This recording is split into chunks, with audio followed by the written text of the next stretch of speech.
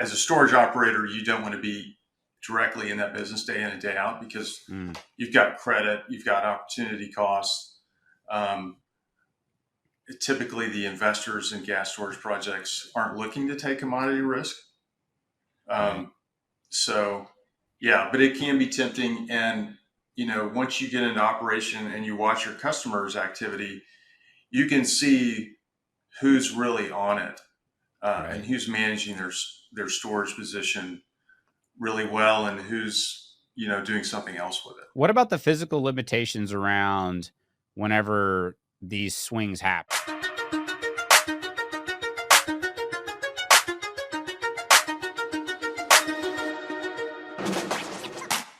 My name's Max Gagliardi, and this is Always Be Building. If you're watching this video, take a moment, hit the subscribe button on YouTube, or you can follow me on your favorite podcast app. Hope you enjoy the show. Edmund, coming on the show. Thanks for having me on. Yeah, it's good talking to you. Real quick for the listeners, just some background, and then we'll launch in. Yeah, so Edmund Knolle, I'm in Houston, Texas. I'm working with Gulf Coast Midstream. We're a private developer of natural gas and hydrogen storage in the Gulf Coast. My background is mostly midstream. Started life as a lawyer, did that for a couple of years, and then got into the energy business back in the mid 90s and natural gas midstream starting really in 1998. Storage, pipelines, both private equity backed companies and public companies. I did not know. I've been in the midstream space for about, I say midstream, either working for upstream guys in the midstream function or being in the midstream space for about 13 years. I had not met you till recently. And I can't remember exactly where we met. Remind me. It was either at a Bitcoin thing. It was at the Miami Bitcoin conference. Yeah. That's right. And it was really interesting. And the part that resonated with me is that you've got this midstream background and you understand kind of the monetization of energy side of it, and then the infrastructure involved with getting that energy to market. And then that's what, like, I think is what spurred your curiosity into Bitcoin. And so that's like basically my exact story as well with the whole Bitcoin space. So why don't you talk a little bit about just some of the Bitcoin stuff and how you got curious on that, and then we'll get into the projects you're doing now. Yeah, so like a lot of energy people, I got interested in Bitcoin during COVID when I had some opportunity to, listen to a whole bunch of podcasts and spend too much time on Twitter and do a bunch of research, and kind of started getting into it at a good time, price wise. And then I started looking at the mining side. At the time, I was working with a straddle plant, so a very large natural gas processing plant in the Mid-Con. And during COVID, the market was terrible. Of course, prices were bad, flows on the pipelines were low, and we were looking for anything and everything that we could add to the operation to enhance revenue. And we had a bunch of space inside the footprint of the plant. We had natural gas streams. We had a lot of ingredients there to do Bitcoin mining. And so then I started looking at Bitcoin mining and building models and so forth. And the owners weren't really interested in Bitcoin mining, even on a small scale. But yeah, that's how I got interested in it. I never ended up doing any mining on a large scale like that. I did some mining on a small scale, but yeah, it's fascinating. It's I've been in the energy business like you have for a while, and can be very volatile. Bitcoin mining is like putting an exponent on that in some ways. Yeah, it's super interesting. It's this rabbit hole you get into. And I think around the same time you were looking at it is kind of around the time when I started looking at it, and the economics were pretty eye popping when the prices had run up and hash rate hadn't caught up. And you look at it on an MCF basis or MMBTU basis, and you're like, this is crazy. This can't be real.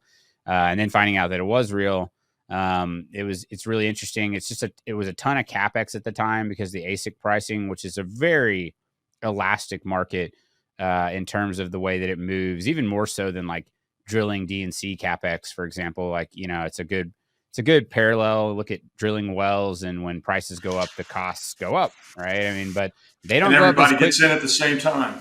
Right, exactly. But I don't feel like the costs go up as quickly as even with the ASICs. The ASICs, it's like daily pricing. They have a formula where it's like, we're going to price these things at a higher and higher rate whenever Bitcoin mining goes up, and then it comes down there as well. My quick experience is we do have a mine up and running. It's been a good project. It's been a pain on the operations side more than I would have expected. There's just always something. These ASICs are a little bit finicky, and so we're always having to do some things there. It's been, the power side hasn't been terrible. We own our own power, and it's been all right. The big saving grace that we had, and I think this is kind of the key if I were to do more Bitcoin mining, which I want to do, is to have some kind of vertical integration around owning some energy as well, because it's the sales of the energy that's really helped us offset the volatility in the Bitcoin, because we're selling natural gas. And so that's helped out. So I think the project you were looking at probably had some of that.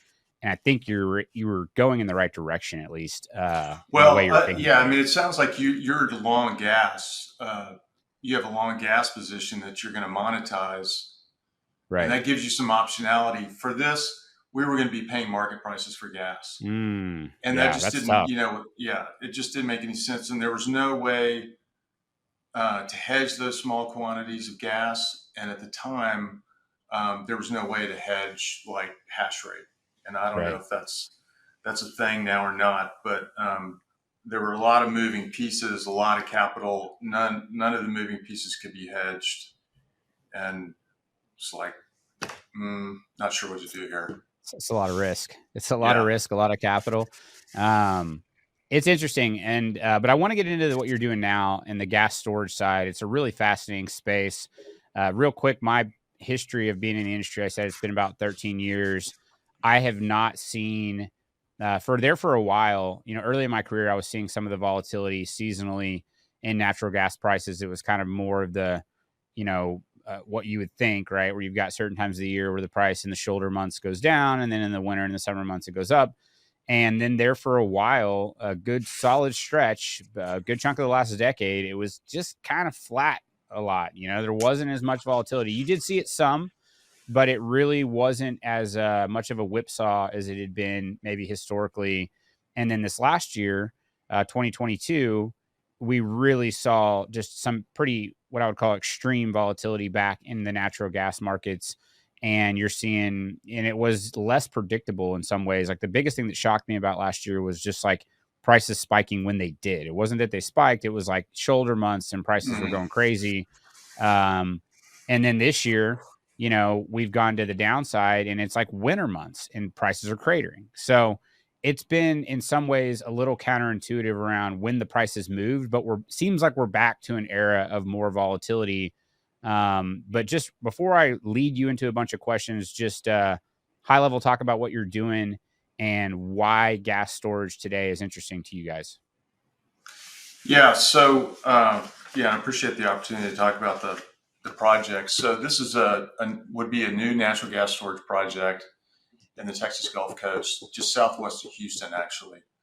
And maybe before I talk about this project, I'll give you a little bit of background on my career in gas storage. So you're focused on the right thing. Number one is volatility. That's what gas storage really needs to make sense to build.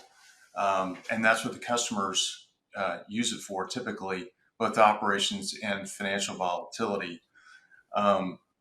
When you got in the business, it sounds like, 13 years ago, about 13 years ago was the top of the last kind of gas storage, heyday. Yep. Gas storage is, typically not a headline type asset. I mean, nobody cares about gas storage. Typically, it's buried deep within, for the most part, larger companies, pipeline companies' asset base. But the last boom in gas storage is really kind of 2006, 2007. And back then you had the fundamentals of natural gas fired generation, all those projects really coming online. At the time, we were talking about LNG being a source of supply for the United States. You had Alan Greenspan testifying before Congress that we needed LNG import projects and so forth. Supply was tight. Everybody was developing by 2007, 2008. Every project that had been kind of kicked around for the last 15 years. Financing was readily available. And then you had the financial crisis. The bank financing went away. A lot of things changed. The banks got out of trading natural gas. The banks have been big customers. That went away. And then you had the shale boom. And the shale boom is really what crushed volatility for a decade. Projects that had just come online saw their revenues drop 50, 80%. And it was like that for, like I say, a decade. What's changed is that in the meantime, we have obviously a lot of LNG export facilities being built, mostly on the Gulf Coast, for location to reserves, politics. It's hard to get built anywhere else. And so you've got a lot. You've got this first wave of LNG export. You've got another wave coming in 2025, 26. In the meantime, no new storage has been built. There have been some expansions, but for the most part, it's been it's been a dead business. Definitely not a growth business. So, and you've also got growth in gas-fired generation. You've got things like Winter Storm Uri, where utilities lose hundreds of millions of dollars in a week because they didn't have firm gas storage capacity. That's changed. A lot of utilities, gas-fired generators now are subscribing or at least looking at gas storage and signing up long-term contracts. You've got potential rulemaking in Texas, at least, that would potentially allow gas-fired generators to recover the cost of holding firm capacity and storage, which would be, really new. So you've got a lot of that base demand. You've got LNG coming, and we can talk, more and more about kind of why that creates volatility. But you're describing like a demand renaissance, basically. I mean, we've just had an explosive growth in demand, and we've had an explosive growth in supply, but demand is a little bit lagging. It's less elastic than the supply, because supply, we can drill a horizontal well and bring it online relatively quickly, depending on the infrastructure available in the basin. But to get this demand online, it takes years sometimes, whether it be a power plant, whether it be a new LNG facility. You then have, what you didn't touch on it, which is this increased intermittency on the grid via the penetration with renewables and the challenges that brings. So it's just, and these things take years to play out. And now we're kind of there, and the demand is continuing to get built. So this is not a trend that's really looks like it's going away. No, and to add one more, I mean, you've got, at least in Texas, we've got gas exports going to Mexico. And Mexico is building its own new generation of gas-fired electric generation. Mexican production has, as I understand it, increased a little bit, but a larger and larger percentage, I think maybe 60%, of gas to Mexico is coming from Texas and California. And then you've got Mexico building LNG facilities, both on the West Coast and the East Coast. And Mexico has no storage, no underground storage. So you've got a lot of large flows that aren't continuous in time. You've got a fire hose of natural gas coming out of the Permian, hitting the Gulf. You've got these LNG facilities that are supposed to be base load, but of course they aren't always, as we saw with Freeport. And then you've just got daily swings in demand that either gas-fired generation or LNG facilities, especially if they're powered by electric compression, they can trip offline just with cloud cover, thunderstorms, hurricanes. So natural gas is really it's the shock absorber for the system. And so, yes, it will be a demand renaissance. I think we're a little early still. I think 25 is really when it's going to show up. But like you say, these things, like a natural gas storage facility, a new one takes 2-3 years to build. Well, the other thing that about this demand that's coming on, specifically this LNG stuff, is that it is staggeringly long term. And I mean that in the sense that a new project for LNG, you know, to make the economics work and to get basically the base customers, the anchor tenants for this, they're looking at 15, 20 year plus type of economics that they got to run these facilities at, or at least that's probably their base case. And that is a just enormous amount of not only gas over that time period. You got to have that feedstock there. That's a lot of assurity around that this isn't going away, right? I mean, this is something that these projects go online, and there's an expectation that they're going to be absorbing that product here for the foreseeable future. So I think there's a good line of sight that trend is going to continue. The part of it that I'd love for you to explain to me and to the listeners is kind of where natural gas storage is today. I mean, we've talked about all these other things that have grown over the last 10 years. You've had supply growth that's been crazy. You've had demand growth, which to your point is still early, but is still growing at a really good clip. What has storage been doing over the last 10 years? And maybe even a step back further, describe the state of the storage space today, where it's located, how has it been in terms of new capacity installed, and what does it look like? What's the landscape look like for it? Yeah, so I guess to go, start at the beginning. So storage, underground gas storage has been around for, I believe, over 100 years, and it originally was developed by pipelines and utilities, primarily in the Northeast, to serve as a place to store gas, inject gas in the summer to pull out in the winter. So seasonal storage using depleted oil and gas reservoirs, aquifers, geologic structures, large ones typically, early on, not well understood geologically. And then over the decades, more and more storage was developed in the demand areas. So Northeast, where the geology is suitable. So Pennsylvania, West Virginia, New York State, Western New York State, and then you get into New England, and there is no geology for storage. So, and then in the Midwest, there's a tremendous amount of storage. Michigan has the most working gas storage of any state. Really? Yeah. And then you've got storage that was developed in the classical production areas, pre-shale, of Texas, Louisiana,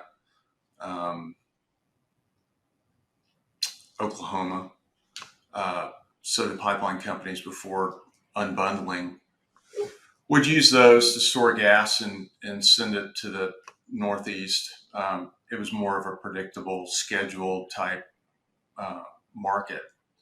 Then with unbundling, you had merchant developers show up developing salt domes. Salt domes are primarily located in the Texas, Louisiana, Mississippi, Alabama, Gulf Coast. You have some up in the Midwest. They're typically more bedded salt. Same in the Northeast, but very few. Easier to develop in the South Gulf Coast area. Brine disposal is easier.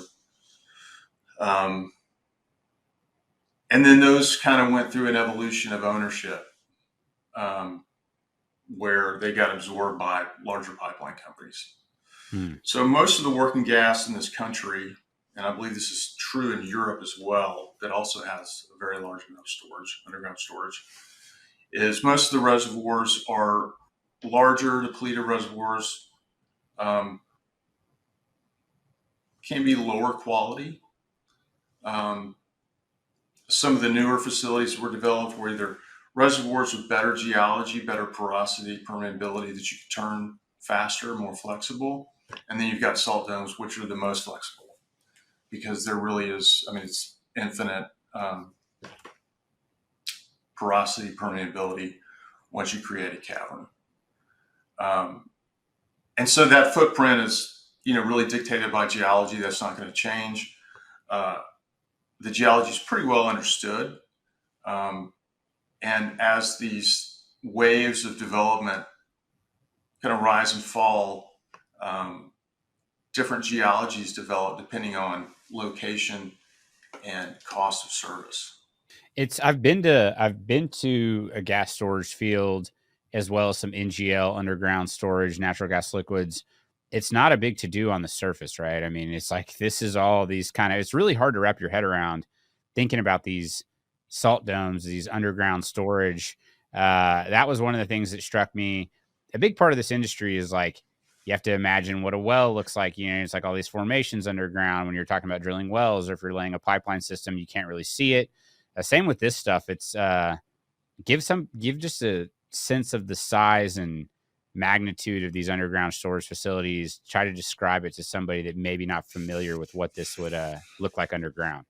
Yeah, so you're right, and that's why another reason why it doesn't make good headlines. There's really not much to show, like there is, if you show an LNG tanker on the water at sunset.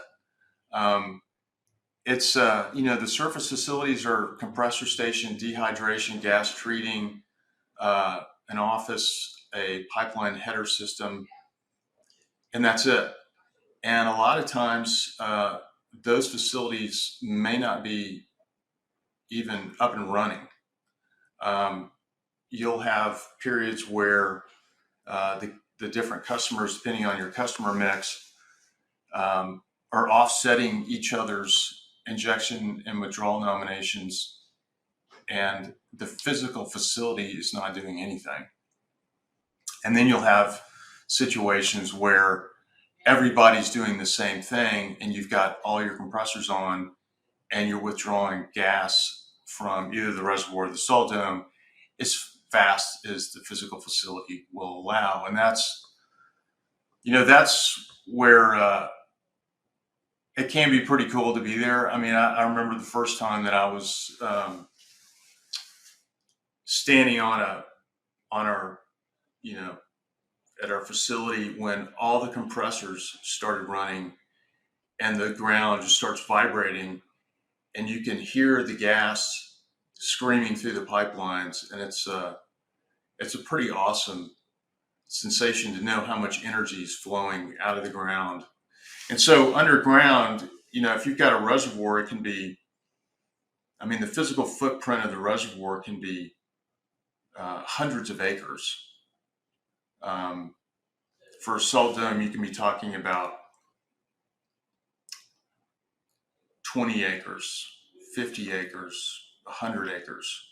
It's all very self-contained. It's a silo underground. So it just depends on, what kind of, and some of these aquifers are hundreds of acres, and they've got wells scattered all over, mostly agricultural fields. But not much to look at, and there shouldn't be much to look at. And it's a pretty silent operation for the most part. It's interesting. Again, I always wish I could have they ever done anything with optics to go down and look inside? I've seen one time before where we've seen some optical cameras going down into a well bore, getting down into the formation a little bit. It's still not much to see because it's a pretty small hole. Did they do anything like that with cables or fiber optics where they can actually see inside these, or is it all just logs? And what other ways do they basically pressure, gauging the pressure, seeing what's coming in versus what's going out? How do you get your hands around what's going on underground, I guess is the question. Yeah, you can do that. And it's been a while since I worked on a depleted reservoir gas storage facility, but there are, and when that happened, so that was back in the 2000s, and the tools for that have advanced tremendously. But you can do that, and it's useful to go down and look in these wells. And for like a depleted reservoir, a storage well is going to be an open hole casing, so you don't have a lot of tubing sometimes in the wells, and you can look down those wells and you look for things like skin damage on the well. So that's buildup of could be other hydrocarbons, sand on the wellbore, anything that causes friction. You want that wellbore to be as smooth as possible. So yeah, you can do that. Every operator has their own philosophy on how often that needs to be done.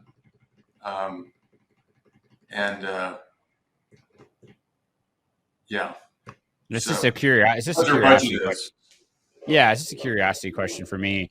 Talk about the economics of these projects. And to me, as somebody that has experience working in the commodities business with the volatility that we've seen, or doing other types of businesses, I always try to think about kind of the nuts and bolts of, the money coming in, the expenses going out. How do you plan a business? What's the risk management like? For this, what strikes me as a layman who hasn't done a ton of work on gas storage is that compared to a traditional business, you don't, most businesses, you got like a relatively baseline amount of revenue coming in per month. You sort of know, all right, I got this coming in. This is what's going out. This is my cost of goods sold. These are just these traditional, call it like, managerial accounting type metrics that you would run a business by. Whereas this business, there are times, like you mentioned, where there's not much going on. And there's times where you mentioned where there's a lot going on, and you are buying a volatile commodity and then you're selling it. Talk about how to manage a business like this, where the fees come from. Is it purely the trading side of it? Are there fixed fees? Do you have people taking out storage and paying you? What are the operating costs looking like when you're not making that spread? Do you use risk mitigation tools like hedging? Is it physical, but you have the financial component? Just talk about the business and the nuts and bolts of the economics here. Yeah, so I guess on this simple way to describe the economics for the storage operator is it's a very capital intensive business. So, a new salt dome project, depending on the scope, how many caverns you're going to build, how much pipeline you need to build, can be $300, $400, $500 million for a project. And that can scale in phases, but it's a very capital intensive project. And typically, as a developer, that'll be capitalized with equity, private equity, and then project financing, so bank financing. The revenue model is, so you've got some just standard services that you'd find in any gas storage tariff, customer contract, where you've got firm service. So firm service gives you a firm right to inject and withdraw a certain amount per day and store a certain amount in the ground. It's just like paying rent in an office building, basically. And you're paying that monthly. And that's really the base revenue of a storage facility. And so ideally, you'll have a good mix of customers, good credit, of course, a mix of tenor on the contracts. For a new facility, you'll want to have, obviously, some good long-term, high credit customers in there. Once it gets into operation, you'll be selling interruptible services. So these are services that are available or can be used as available. That's more of a variable revenue type model. And that could be, somebody's taking advantage of a seasonal spread. It could be a weekly. It could be something like a power plant that wants a service they can use when electricity demand falls on the weekend and they need a place to stick gas. And then you've got the surface. Typically, you'll have, what's called a header system. So you've got the plant in the middle, and then you've got pipelines reaching out to interconnecting larger pipelines, the highways, if you will, of natural gas. And you can provide service from one pipeline to another across your header system. So that it's a stack of firm fixed demand charge, and then you've got variable revenues that you're charging. So this is an important point, and I think this is a great distinction for me because I think about these things as we have a marketing business, but what we do on our marketing business is more fee for service. We're more kind of helping people move product and providing the service for them and charging a fee. We're less in the business of taking commodity risk, day trading, trying to beat the market, arbitrage, try to basically go out there and take a lot of risk. And I think that there's a distinction here where you're talking about a model where it's fee for service. You're providing a facility. You're getting either firm customers that are paying you no matter what, whether they're using it or not. And then you've got interruptible customers.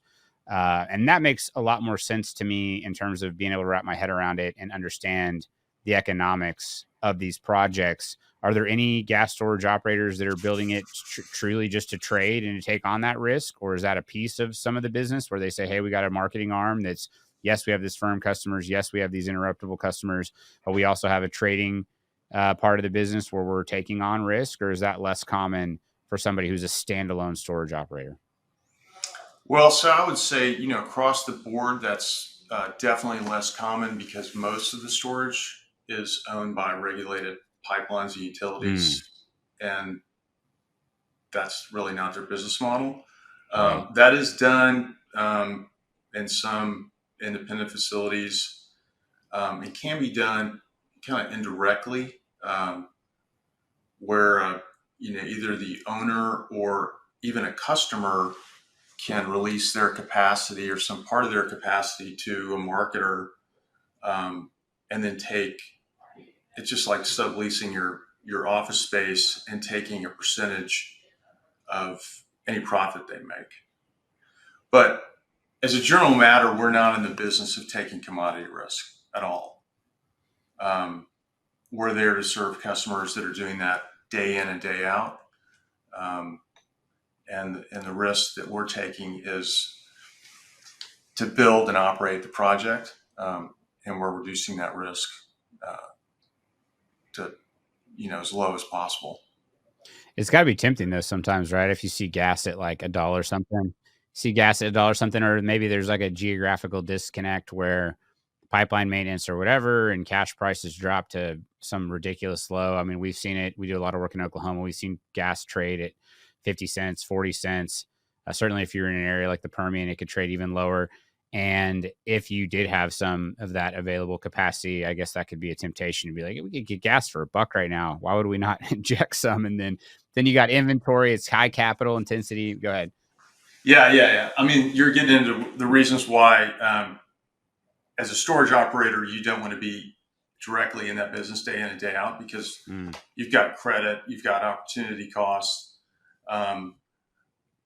Typically, the investors in gas storage projects aren't looking to take commodity risk.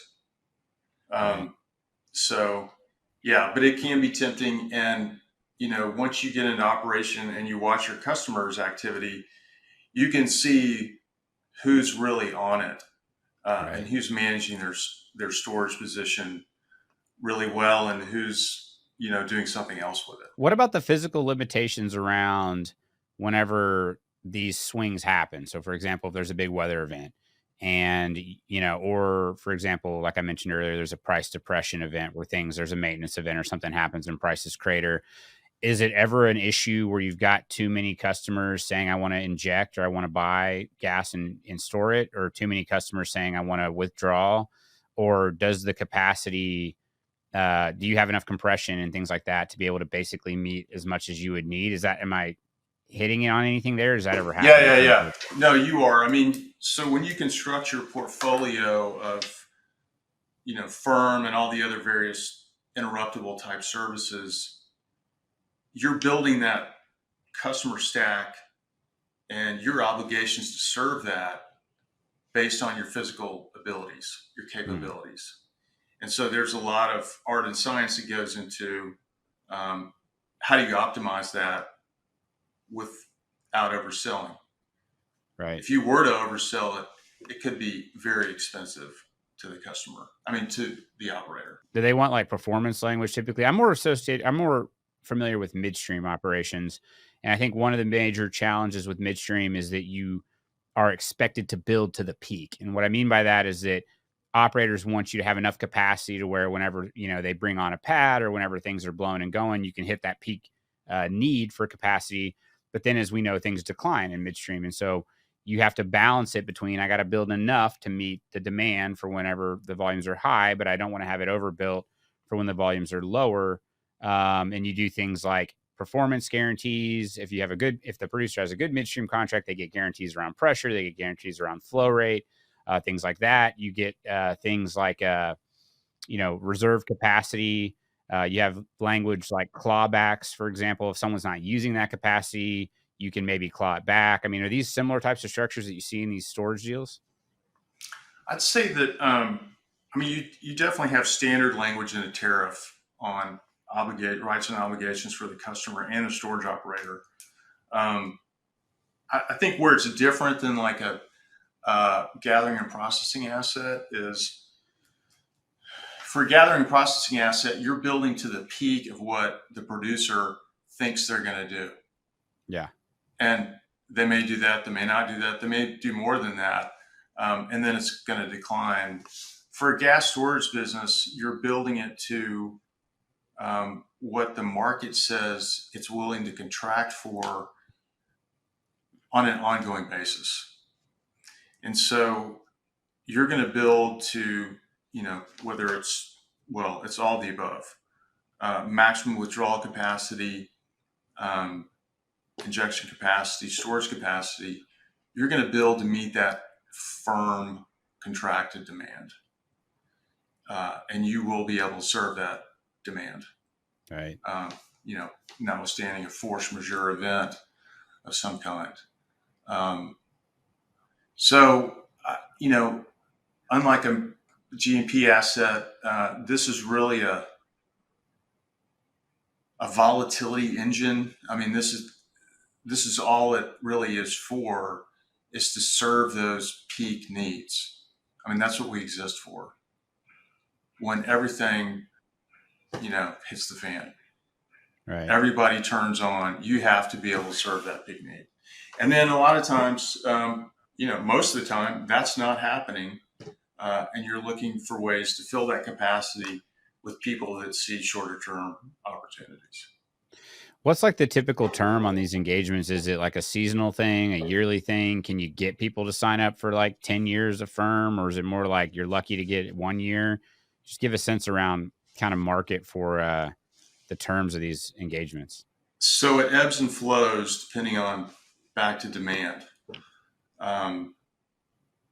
We're now getting, especially after Uri, and you've had new people come in that are looking for longer term to just lock it up.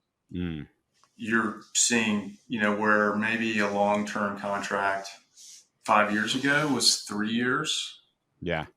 You're seeing 5, 10, I've heard 15 in some cases. It's bullish. Yes. Storage, right? Yeah, it is bullish because, when somebody comes in and takes out 10 years, that capacity is just gone for the whole cycle. Right. And there's not a lot of new capacity getting built. No, there's not. I mean, the last, you can go look at, FERC certificated facilities on the FERC website.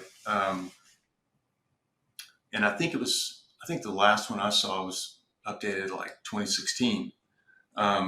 Just not really a hot topic. And there have been some expansions of existing facilities. of the last 10 years, but really the last new facility was built in 2010, 2011. I think Sempra has a project over in Louisiana. They want to build to serve LNG, but otherwise not much has been built. For sure.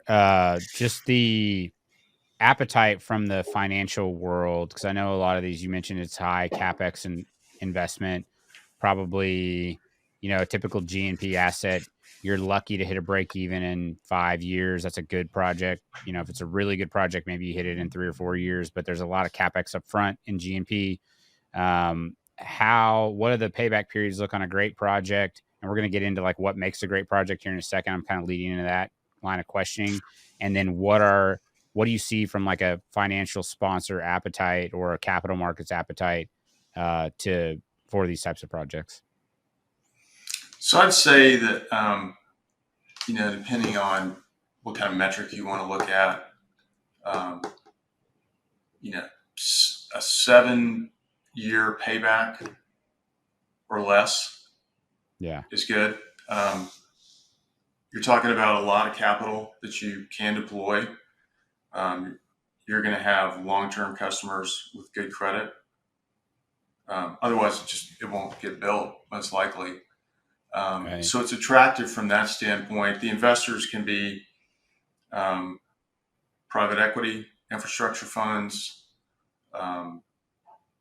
could be strategics, although typically strategics don't invest at this stage of a project's life. As far as appetite goes for hydrocarbon assets, it's some of the same challenges that any other midstream, investment has these days with PE LPs just leaving the industry. Right. But there are some people, some groups that really like these types of investments. You got to have a vision on where the fundamentals are headed. And I think the fundamentals are headed in a positive direction. 7 years is not surprising to me. I think 7 years is probably closer to what most GNP assets are at, especially if you're building a cryo plant or a large centralized facility or major trunk lines. I think that, the rose-colored base case financial model shows it at like 4 years or whatever for these GNP assets. But I think if you like looked back at like a swath of them that weren't like, in the heart of the Permian or something, right, where things are going crazy, I think like 7 years is probably more realistic on a lot of these GNP deals, which doesn't, probably wouldn't have penciled for some of them when they first did them. But that's not surprising to me, given the amount of capital.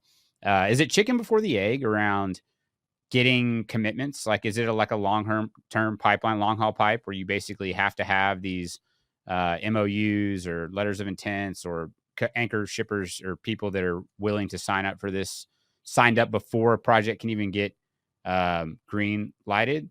Or is it like you have to have it 50%, you have to have it, or is there flexibility around, and I'm asking these as I'm thinking of them, there's a flexibility around, hey, look, we can have this much storage today in terms of the dome, but we can enlarge it later on to create more capacity, so you can kind of step phase into it. But talk about what the triggers that there need to be to get one of these things off the ground. Yeah, so I mean, all the above. It is chicken and the egg. You do need a base level of firm contracts, preceding agreements or agreements that we would sign with customers that if we meet these milestones, then they will sign a firm contract once the facility is placed in service. And how much of that you need, it depends on every project, and it depends on the capital provider. And so some of the art of project development is figuring out how we can advance the ball 5 more yards with what we have now. When we need to bring in capital, what kind of capital we need to bring in, where's the market? Gas prices have crashed. You'll go through periods where, either flat prices down, the spreads are down, volatility's down, and the traders are looking at the screen. They're like, nobody will ever use storage again. and that'll go on for a couple months, and then it's all back on, and people want to know, when's your in-service date. So it's a lot of stop and start, a lot of patience. Like short-term phenomenons that are driving long-term decisions for people, right? Is it the shape of the curve that's more important in like the spreads versus the where it's at today? How does that impact it? So it's the shape of the curve, the volatility of the curve. The volatility of the curve is really what drives opportunities, especially for marketers. Right. How the spreads are blowing out. I mean, the storage is a physical option on a time spread in the natural gas business. From a financial point of view, and then you've got people that are more operationally oriented that need to serve peak loads. So human need loads, utilities, gas-fired generators, who either need to pull gas out of the ground, or in a lot of cases, they need a place to put that gas without taking a big loss on it. Right. And then you got the LNG guys, who tend to be more oriented towards, like, for example, I mean, this is an extreme example, but when Freeport went down last year, right, and all that baseload gas that was going into the Freeport plant gone, backs up into the pipeline grid. right. That, like I say, is an extreme example, but there are little blips that happen frequently. So, Yeah. not sure if I answered your question on. No, it does. It's interesting. Financial opportunity. It's kind of like a security thing or like an insurance thing in some ways, right? It's like if you have it and you don't need it, whatever. But if you need it and you don't have it, that's it's not a good thing, right? So it's like that's right, and that's why a lot of customers that are now signing up for gas storage didn't take it out, because they couldn't see the need on a monthly, seasonal basis, and couldn't justify the cost. And sometimes that need is dormant for 2, 3, 4, 5 years, and then shows up on a weekend. Right. And that's when it all makes sense.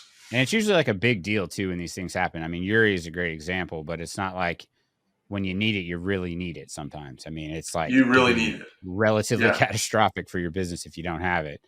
So insurance in my mind is kind of a good way to maybe frame it for some folks. What about the like geographical considerations? And I think one of the notes you had when we talked before this was what makes a good project. It matters where these things are at, right? I mean, you kind of have to have this perfect storm. This sounds like a no-brainer to people maybe listening to this that aren't initiated. And it's like, oh, well, this sounds easy to build one of these things. You should just do it. There's, all these factors that we've mentioned, but like, it's important, like where it's at, what market you can serve.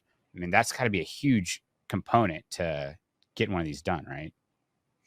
Yeah. So the geology it's fixed, right? I mean, we're not changing the geology anytime soon. And so if you're going to go build a new one, you've got, let's say you've narrowed it down to a geographic market, Gulf Coast, Northeast. You're going to be looking for suitable geology, and for a non-geologist, that would just be depth, which is pressure. Right. You need to have the right pressure. You need containment, obviously. I think that's obvious. And containment is caprock. You don't have fractures running through the containment structure. You want to have porosity, which is pore space. How much gas can you get in there? How's that porosity laid out? Is it concentrated? Is it kind of spotty? The permeability, how does the gas flow across those pores? Both when you put the gas in, how fast is it going to go in there? And then how fast can you get that gas out? And that takes a lot of study if you're doing a depleted reservoir. And then location really depends on how far you are from a pipeline. So that's what you need to connect to. Your customers have capacity on the pipeline. They're moving gas across the country. If they want to use your storage facility, you have to be connected to the pipeline. How much money are you going to have to spend to connect to those pipelines? And then what pressure are those pipelines? How much compression are you going to need relative to your downhole pressure, the pressure you got to buck on the pipeline side, both going in and coming out. And so you're running all those scenarios with the associated costs and what the market rate for storage is. That's what makes it, good, bad, in between. Does the market accessibility of those pipelines, the capacity of those pipelines, the spreads between markets matter? Is it as simple as like, hey, here's a pipeline, here's a good geology spot, we could do this here? Does the amount of like market makers or, basically the ability for the customers to access that demand, as well as the dynamics in terms of the basis around that area, the spreads? I mean, those things can change, right? Someone can build a new pipeline in an area and it changes the market accessibility, or it changes the spread on where gas may trade for that area. I guess that may be more in focus for like a marketer or a trader. For somebody that's truly like an LNG or utility, it might not matter as much, but just some of those dynamics, how does that factor in? Yeah, I mean, all those matter. Who the shippers are on the pipeline. Are they shippers that can use storage? Is there basis differentials, seasonal, short-term, along that path? How much does the basis change? The volatility again around that. How many of those pipelines can you interconnect with? So the more pipelines that meet those kind of first criteria, the better liquidity on those pipelines. So how much volume is thrown through there? Is it one or two large shippers that really don't need storage? They've already got storage, or they've just kind of sold their, maybe it's a producer that's sold for the next 5 years to a utility, and they're really not going to need storage. Or is it more of a dynamic situation where you have a mix of marketers, power generators, LNG exporters, short-term, long-term? Everybody's got a different view, a different usage. There's more price discovery. You're near a pooling point. All those kind of things. The more of that you have, the better. The more of a marketplace. Right. Sounds like there's some really prime real estate spots for these, and I'm sure there's a lot of smart people that know where those are at. Is it kind of like common knowledge that like, hey, these areas are the best areas and people sort of know? And then to back that, or to second on that question, is how do the dynamics work around what you physically own? Do you just have surface rights with the lease? Do you own the? I mean, I'm asking this because I don't know the answer. Like, what do you actually have to own when you find that site in terms of the real estate? So you need at least leasehold, right? So we have control over the leasehold interest. The more surface fee that you own, the better. But typically, it's a leasehold situation. Sorry, what was the first part of your question? Just like, are these spots like pretty well known? Because these really smart people, they're like, oh yeah, seems like, given all those factors you've said, it's like there's certain areas they're probably pretty prime. Well, it's always surprising. I mean, everybody's focused on doing their thing, right, and optimizing their part of the business, whether you're a trader or you're a pipeline operator, producer. Gas storage kind of, again, is something that people typically don't think about on the front end of a developing market. A lot of the pipeline companies used to have staffs when they operated storage for their own use when this was all bundled with a large pipeline system, where they would have a large staff to operate, go look for more storage. That's kind of gone away over the last few decades. And so, we get asked about this project pretty often. Well, why hasn't somebody already developed this? That's like always the first question when someone's pitching me Yeah, something, or anything, why? right? Yeah, why haven't we developed this already? Right. We're in that business, and the answer is, well, um, it's timing. It's that dislocation between supply and demand, and what the market's focused on. The guys that I'm working with, the team, got control over this dome 4 years ago,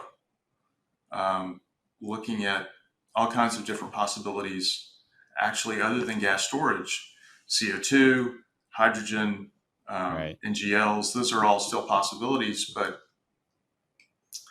fast forward 4 years, which is a long time, it's now in a really good spot to serve all this demand that's coming online. And we're going to be connected to at least 5 pipelines, maybe 10, Nice. interstate and intrastate. So, yeah, it's just, again, it's not something that people typically think about until the need is already there. That's great.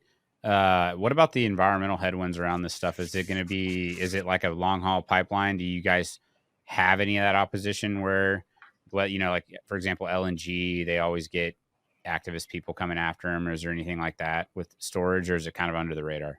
I don't know that any hydrocarbon asset these days is under the radar completely. It's a fair point. Yeah. Yeah, it doesn't have much of a footprint.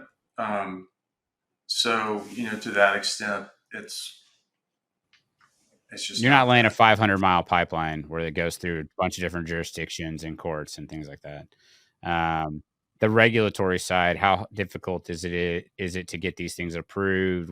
How is it regulated? What are all the different approvals and things like that? Yeah, good question. So these projects are typically either fall under FERC jurisdiction if they're interstate pipeline storage facilities, or they're intrastate. This would be an intrastate facility, so we'd go through the Texas Railroad Commission and then get Nice. approval with FERC to serve interstate customers as well. There's some other facilities in Texas that are permitted exactly the same way that we worked on back in the 2000s. That's good. No, I think that answers that question. I don't have much time because I've got a hard stop here. I could go for I've got a bunch more questions on this. I guess we kind of glossed over the project to finish it out here the last couple minutes, just high level, what you guys are trying to do. We've sort of tiptoed around it. Obviously it's gas storage, but real quick, I guess, pitch for the company and what you guys are working on. And then best way to contact you guys if anybody here is interested. So the project is called the Freeport Energy Storage and Sequestration Hub. FRESH is an acronym. And the company is Gulf Coast Midstream Partners. We have a website. The best way to get in touch with us is just to contact me. I'm on LinkedIn. You can hit me up on LinkedIn. Emails edmund@gulfcoastmidstream.com. We're out there talking to customers. We have proceeding agreements out in front of several now, and expect to be filing with the Railroad Commission later this year, and also talking to private equity groups and some potential strategics.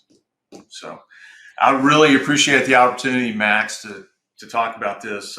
It's not often you get to talk about the exciting world of gas storage in a public forum. So it's fun. I love this episode. This is really fun for me. This is stuff that I can, I guess, nerd out on. I mean, some people might think it's nerdy, but this is incredibly fascinating. I love the energy infrastructure world, and you've been a great person to interact with, whether it was with the Bitcoin stuff, like we mentioned earlier, or on this traditional energy side. And I wish you guys the best of luck. And thanks again for coming on. All right, Max. Thanks for having me.